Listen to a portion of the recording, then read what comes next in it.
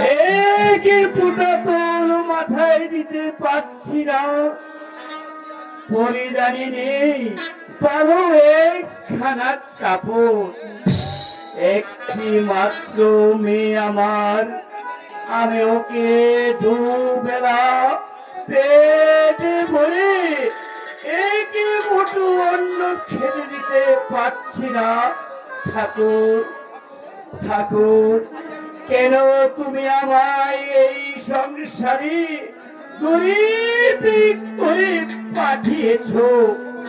মা আলো আমার মুখে প্রাণে চেয়ে আছে, একে মুঠো অন্ন খেতে পাবে বলে। আজ আমি একে মুঠো চালের জন্য কত দাঁড়ে দাঁড়ে ঘুরে এলাম, কোথাও কোথাও পেলাম না একে মুষ্টি চাল। না ঠাকুর, ও ঠাকুর, এই খিদা যে আমি আর সহ্য করতে পারছি না। ঠাকুর ঠাকুর, এর চেয়ে তুমি আমায় মৃত্যু দাও। ঠাকুর, মৃত্যু দাও। বাবা, বাবা তোমার কি হয়েছে বাবা? তুমি একা একা কি ভাবছো বাবা?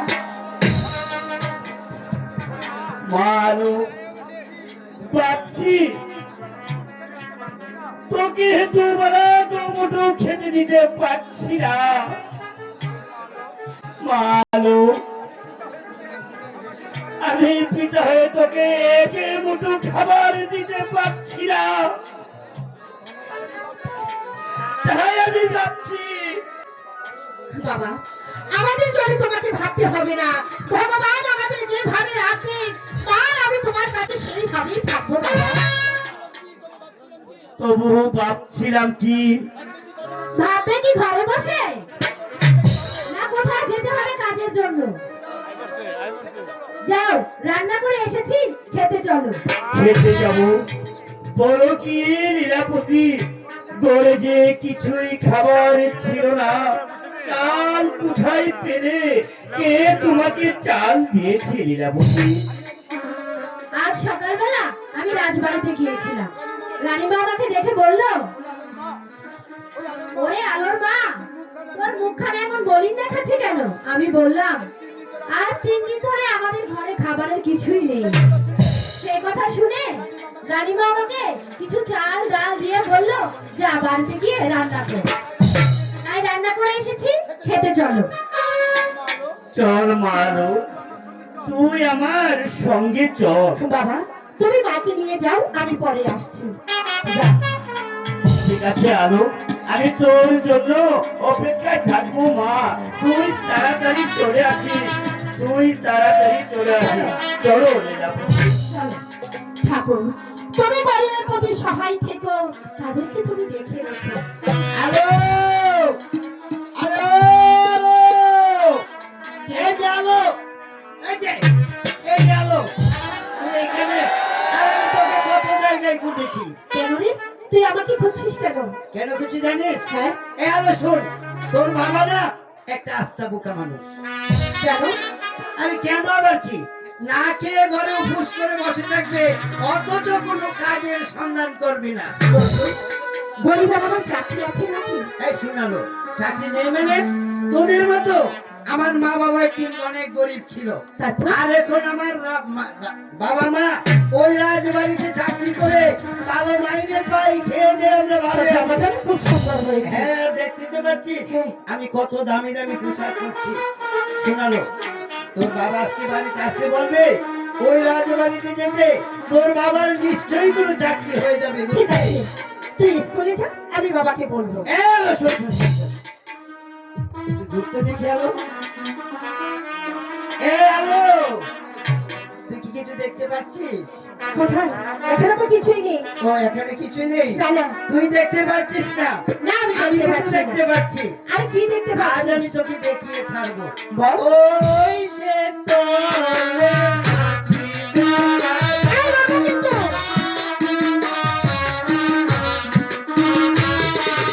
ওই যে তোরে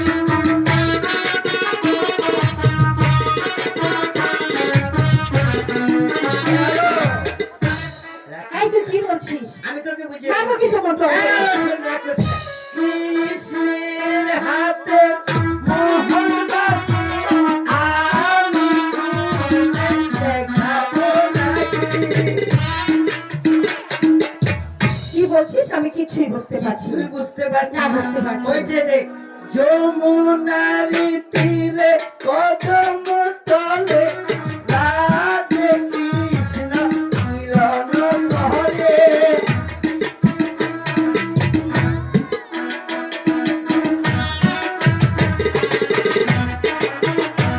হ্যালো, তুই না বাড়ি দুষ্ট হয়ে গেছিস। বাবা এসে বলে যা স্কুলে যা। আরে তুই অযথা রাগ করছিস। কি বলছিস? আজ আমি তোকে বুঝিয়ে বলছি। হ্যালো, তুই কি কখনো রাধা কৃষ্ণ দেখেছিস? দেখেছি? না না দেখিনি। ও, দেখিস? ছবিতে দেখেছি, বাস্তবে ও, দেখিনি। তাহলে ওরা দুজনে যে প্রেম করতো তা কি তুই শুনেছিস? হ্যাঁ শুনেছি, বাবার মুখে শুনেছি। তাহলে শোন, ওই চেয়ে দেখ, ওই যমুনার তীরে একটি কদম গাছ দেখতে হ্যাঁ, পাচ্ছিস? ওখানে একটি কদম গাছ ওই আছে। কদম গাছ তলে এসে রোজ রোজ রাধে কৃষ্ণ মিলন করত এবং ওরা প্রেম করত। হঠাৎ কি হয়েছে জানিস? কি হয়েছে? ওই চেয়ে দেখ, আজ কিন্তু ওই জায়গাটা ফাঁকা পড়ে রয়েছে। হ্যাঁ, ওখানে কি হয়েছে? আজ কৃষ্ণ এসে বাঁশি বাজাচ্ছে তো বাজাচ্ছেই, রাধিকা আসেনি, তাই ওই জায়গাটা ফাঁকা পড়ে রয়েছে। আমি তো ওই ফাঁকার কথাই তোর বলছি। মাথায় অনেক বুদ্ধি আছে। বুদ্ধি আছে কি? হ্যাঁ বুদ্ধি আছে। আরে যা বাবা এসে আরে বলে যা। শুনুন, বুদ্ধি থাকবে না। আমার বাবা তো রাজবাড়িতে চাকরি করে, আমরা ভালো ভালো খাবার খাই, তাই তো আমার মাথায় অনেক বুদ্ধি। ঠিক আছে, ওই যে তলে আছে দেখা যায়। যাই, বাবা কি কথাটা বলে আসি।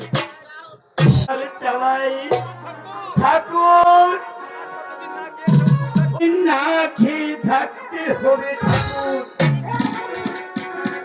বাবা জানো বাবা, মধু তো আমাদের বাড়িতে এসেছিল। সে কি বলে গেল জানো? কি বলে গেছে? বলে গেল, ওরে আনো, তোর বাবা শুধু শুধু ঘরে বসে থাকবে কেন? ওই রাজবাড়িতে পাঠালে একটা চাকরি হতো। তাই বলছিলাম মাকে নিয়ে তুমি যদি রাজবাড়িতে যেতে। তাই যাবো রে মা, তাই যাবো।